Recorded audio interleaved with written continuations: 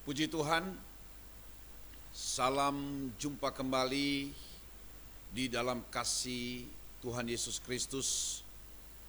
Bagi Bapak, Ibu, Saudara sekalian, para mahasiswa Sekolah Tinggi Teologi Rumah Murid Kristus, dimanapun saudara sekalian berada. Salam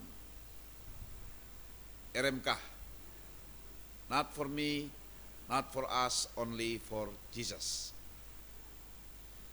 Senang sekali kita jumpa kembali, dan harapan saya Bapak Ibu Saudara sekalian dalam keadaan sehat-sehat dan tetap penuh semangat, penuh sukacita untuk terus mengikuti proses pembelajaran di STT Rumah Murid Kristus.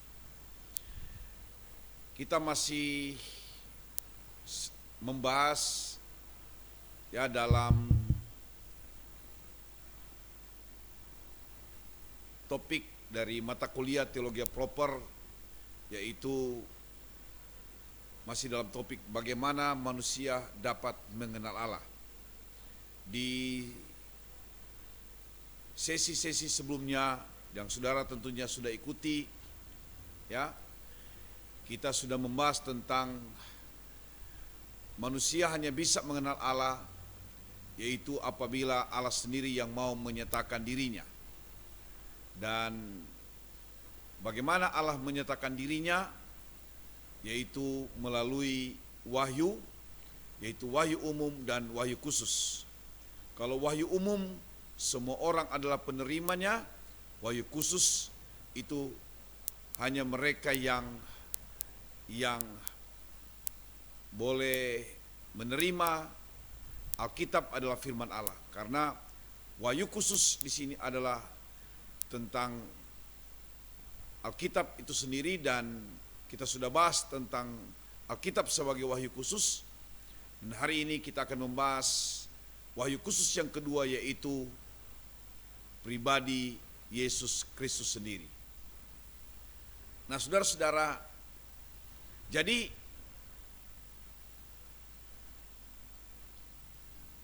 Allah menyatakan dirinya secara khusus. Yang kedua adalah melalui peristiwa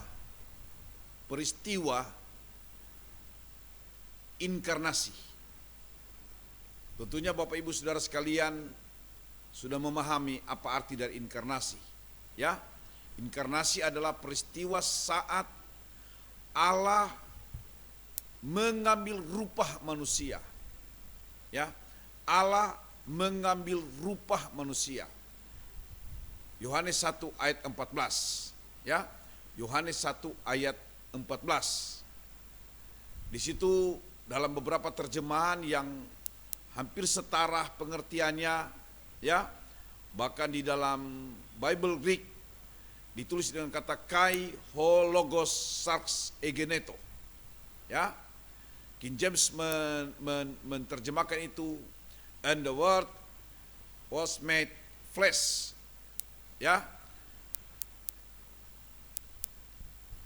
Firman itu menjadi daging. Firman itu menjadi daging. Yohanes 1 ayat 14 menjelaskan tentang bagaimana Allah menjadi manusia. Yohanes 1 ayat 1 sampai ayat yang ketiga menjelaskan tentang keberadaan firman. Firman sebelum dia menjadi manusia. Di sana dikatakan, ayat firman Allah berkata dalam Yohanes pasalnya yang pertama, ayat yang pertama sampai ayat yang ketiga, pada mulanya adalah firman, firman itu bersama-sama dengan Allah, dan firman itu adalah Allah. Firman itu adalah Allah. Pada mulanya adalah firman, firman itu bersama-sama dengan Allah, dan firman itu adalah Allah. Ia pada mulanya bersama-sama dengan Allah. Ayat 3, segala sesuatu dijadikan oleh Dia, dan tanpa Dia tidak ada satupun yang telah jadi, dari segala yang telah dijadikan. Firman yang adalah Allah yang berperan di dalam masa penciptaan bumi serta segala isinya, alam raya ini, dalam kitab Kejadian pasal 1, saudara-saudara, firman ini yang menjadi manusia. Ya, Allah ini yang menjadi manusia. Yang kita kenal, yang diberi nama oleh Allah sendiri manusia itu adalah Yesus Kristus. Yesus Kristus. Yohanes pasal 1 ayat yang ke-14, firman yang telah menjadi manusia. Dari ayat-ayat ini saya kira begitu terang terlihat, begitu jelas nampak bahwa ketika firman menjadi manusia di dalam Kristus melalui peristiwa Bethlehem, ya, peristiwa Bethlehem sampai akhirnya Kristus terangkat ke surga, ya, seluruh peristiwa itu sesungguhnya memperlihatkan kepada kita bahwa Allah sudah menyatakan dirinya. Allah sudah menyatakan dirinya. Karena itu, wahyu khusus yang kedua adalah pribadi Yesus sendiri, ya, pribadi Yesus sendiri. Melalui Kristuslah kita mengenal Allah. Bahkan saudara-saudara, nanti pada sesi berikut kita akan bahas panjang lebar tentang pribadi Allah itu sendiri, ya, tentang nama-nama Allah, tentang atribut-atribut Allah.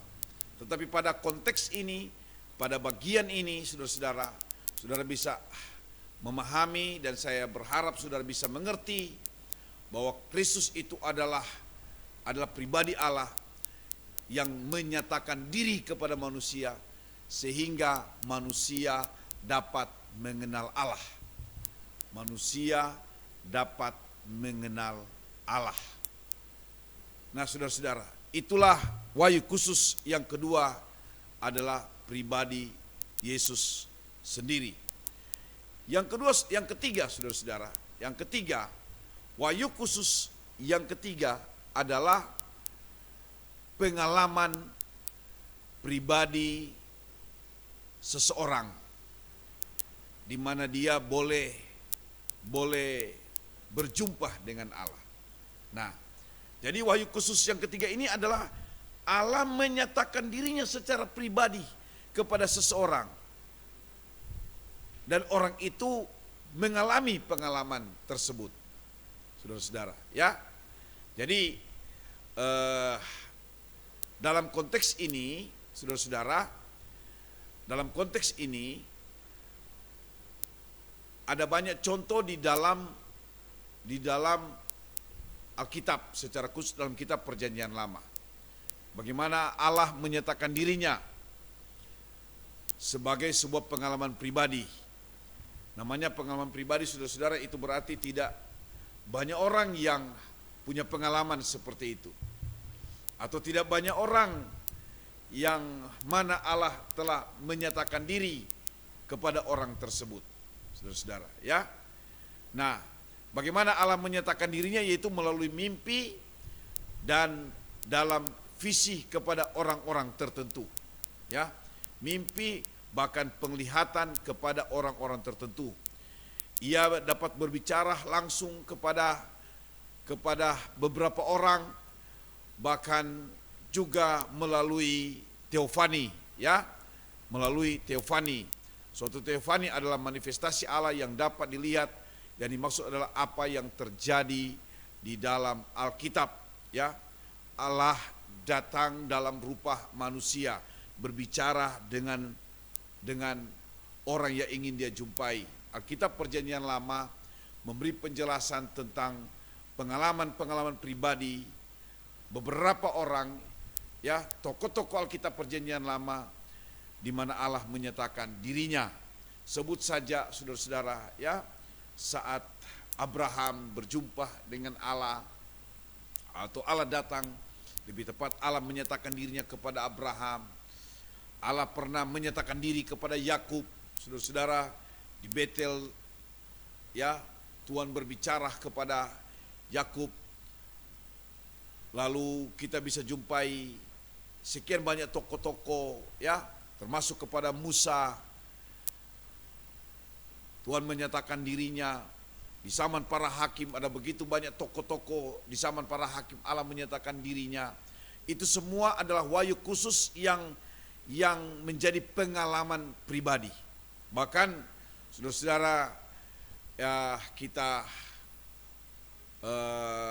tentunya banyak kali dengar, walaupun harus diuji, walaupun harus saudara-saudara jelas, ya, ada orang-orang yang mengalami perjumpaan pribadi dengan Tuhan, saudara-saudara, ya, mendapatkan penglihatan atau melalui mimpi. Tapi itu menjadi pengalaman pribadi. Sehingga saya katakan tadi, pengalaman pribadi seseorang itu tidak harus menjadi pengalaman orang lain, saudara-saudara, ya. Karena sesungguhnya di zaman setelah Alkitab ditulis, ya, seluruh keberadaan Allah, seluruh eksistensi Allah dapat kita kenal melalui Alkitab yang adalah firman Allah. Nah, saudara-saudara, ini adalah akhir dari tema bagaimana manusia dapat mengenal Allah melalui wahyu. Saudara-saudara, ya, melalui wahyu. Jadi saya kembali memberi kesimpulan untuk tema ini bahwa, ya, Allah telah menyatakan dirinya secara umum sehingga manusia bisa mengenal Dia melalui ciptaannya dan hati nurani manusia.